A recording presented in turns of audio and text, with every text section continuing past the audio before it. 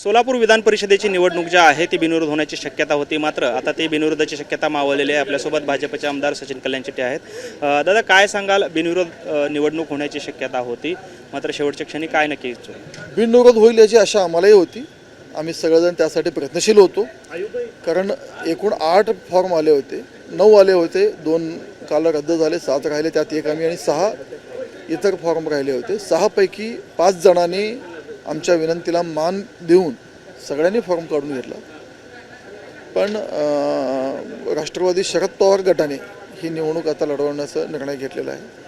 त्यामुळं संख्याबळ नसतानाही केवळ निवडणूक लागण्याच्या दृष्टीनं बिनविरोध होऊ नये, भारतीय जनता पार्टीचा उमेदवार बिनविरोध होऊ नये, त्याच्यासाठी निवडणूक लढली गेली आहे। आणि मग निश्चितच त्याचं उत्तर आम्ही निकालाच्या दिवशी देऊ। पालकमंत्र्यांनी आवाहन केलं होतं की वेळ आणि पैसा दोन्हीही वाचेल, प्रशासनावरचा ताण वाचेल, त्यामुळे ही निवडणूक बिनविरोध करावी। मात्र कोणी यामध्ये खोडा घातला, काय एकंदरीत परिस्थिती? कोणी खोडा घातला हा जिल्ह्याला माहिती आहे, कारण विरोधकांनी सुद्धा पालकमंत्र्यांसोबत चर्चा केली, विरोधी गटाच्या नेत्यांनी, आणि त्यांनी आपापला फॉर्म काढून घेतला। आणि कोणी खोडा घातला, स्वतःचं काहीतरी बाबा न्यूसेन्स दाखवण्यासाठी, अस्तित्व दाखवायचा प्रयत्न, हा न्यूसेन्स दाखवण्याचा प्रयत्न, त्यासाठी ज्यांनी केलं त्यांना आपण निकाला दिवशी भारतीय जनता पार्टी आणि आमचे सहयोगी आम्ही चोख उत्तर निकाला दिवशी देऊ आम्ही त्यांना। दादा, खरं तर सुभाष बापू देशमुख ज्यावेळेस विधान परिषदेवर आमदार झाले त्यावेळेस देखील अशी परिस्थिती होती की भाजपकडे 70 मतं होती आणि सत्ताधारी काँग्रेस राष्ट्रवादीकडे 300पेक्षा अधिक मतं होती। अशी कुठेतरी शक्यता, अशी कुठेतरी चमत्कार होण्याची शक्यता? सुभाष बापू देशमुखांच्या निवडणुकीत भारतीय जनता पार्टीचं कष्ट होतं आणि विरोधक गाफील होते।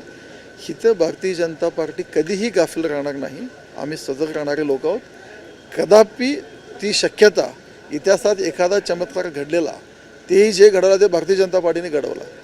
त्यामुळे भारतीय जनता पार्टीच्या कार्यकर्त्यांचा परिश्रमाचा तो यश आहे। आत्ता अशा भ्रमात कोणीही राहू नये, ही निवडणूक भारतीय जनता पार्टी महायुती ह्या प्रचंड मताने, बहुमताने जिंकून येईल। आपण पाहतो हे होते आमदार सचिन कल्याण शेट्टी। आणि हे सोलापूरची निवडणूक जी आहे ते बिनविरोध होऊ दिली गेली नाही, काही लोकांनी या ठिकाणी खोडा घातल्याची प्रतिक्रिया त्यांनी दिली, आपल्याला पाहायला मिळते। कॅमेरामन विनोद उमनाबादकरसह सागर सुरवसे, TV9 मराठी, सोलापूर।